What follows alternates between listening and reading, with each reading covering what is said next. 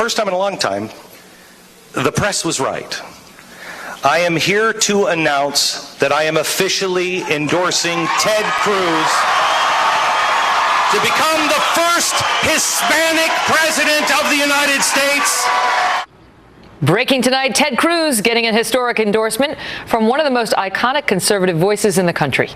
Glenn Beck taking to the campaign trail in Iowa Saturday, throwing his support behind a presidential candidate for the first time in nearly 40 years of broadcasting. And with most experts suggesting the GOP race may be down to just two candidates in particular in Iowa, Mr. Beck's endorsement of one of those men came with a lengthy and repeated warning about the other. Mr. Trump is saying over and over again on the road, I will make America great again. I will make America great. That's not true. It's not even possible. Each of us as individuals, living our own dreams, making our own way, charting our own course, that is what makes America great.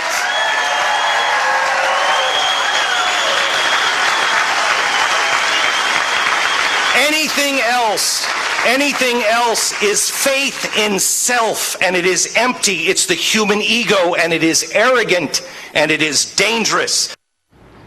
Glenn Beck is the founder of The Blaze and a #1 New York Times bestselling author of The Immortal Nicholas. Glenn, it's great to see you. So why now, after 40 years, did you feel compelled to come out and endorse a candidate? A couple of reasons, Megan. I've never endorsed anybody for any office at all, mainly because half my career nobody cared. The second half, I've never wanted to put my name on somebody. My credibility I've worked hard for, and I'm not going to put my name on some guy and then have him go to Washington and not be that guy. Ted Cruz, I have watched, and I told him, 4 years ago when he went into the Senate, I said, I don't know if I trust you. You say all the good things, but if you go to Washington, I'm going to be your worst nightmare if you start to be a weasel. And I've watched him closely, and he has not. He has done the tough thing. He has been, David against Goliath in his own party, against the other party, in the media. Nobody will stand with this guy, and yet he's never backed down from the fight. He says, I believe it. This is what I said I would do. I'm going to do these things. But his detractors, including Donald Trump, see that as not necessarily a positive. Trump calls him a nasty guy who can't get along with anyone, calls him a whack job, says he tells lies, and is using his inability to get along with people in Washington as a negative in terms of getting things done.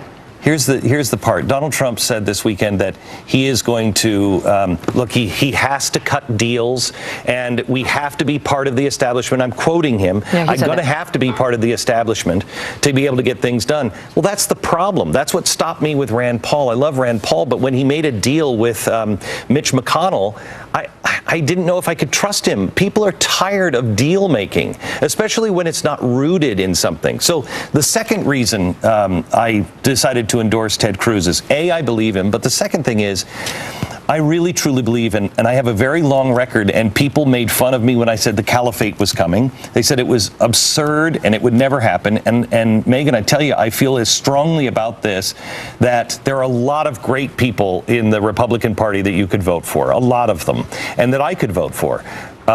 Donald Trump is not one of them.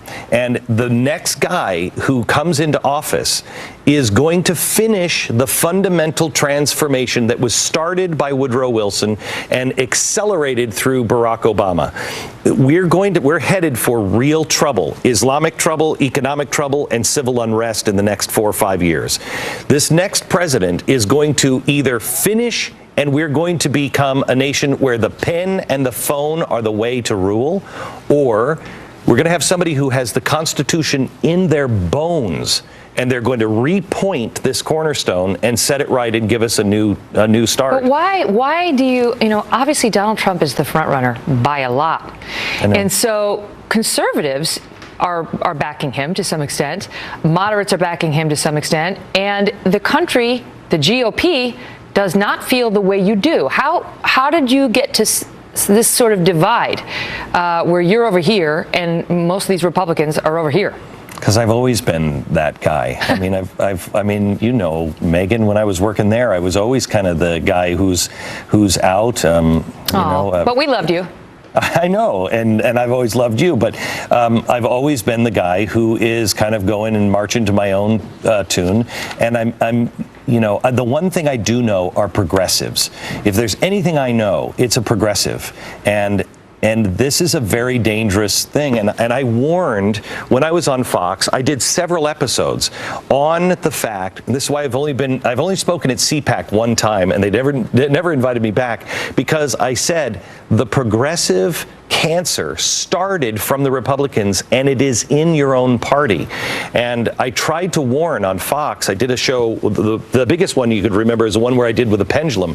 And I said, here's Barack Obama. He's pulled it back so far. It's going to swing the other way. And unless you root yourself in the Constitution, when that swings back, you're going to have another guy with a pen and with a phone. And he's going to do bad things. Why would you believe that about Trump? I mean, what he says is, I am a deal maker. I'm an executive. I'm worth several $1 billion, and I have a history of proving I can get things done that I win, as he puts it.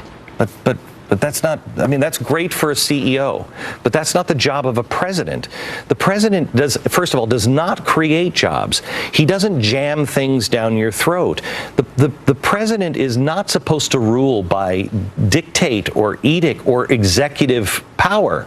He is supposed to make sure that the government acts and behaves the way it's supposed to.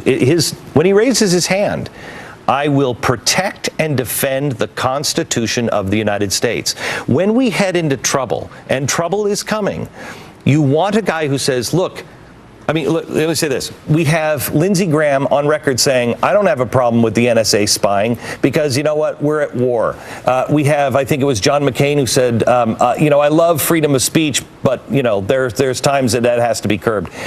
You have Barbara Mikulski talking about the Second Amendment, and she said just last week, don't talk to me about this Constitution. Let's get this done. It is irritating at times, isn't it? You've got to root it in the Constitution. All right, wait. I want to stop you there because we have much more to discuss with Glenn, as you can hear, including the attacks that have come down against him since this announcement became public, and his thoughts on another endorsement that occurred last week, that of Sarah Palin for Donald Trump. Stay tuned. Glenn Beck calling. Be on my show. Guy, every time I see him, he's a weird guy. He's always crying. He's a weird dude. Introducing Metris, the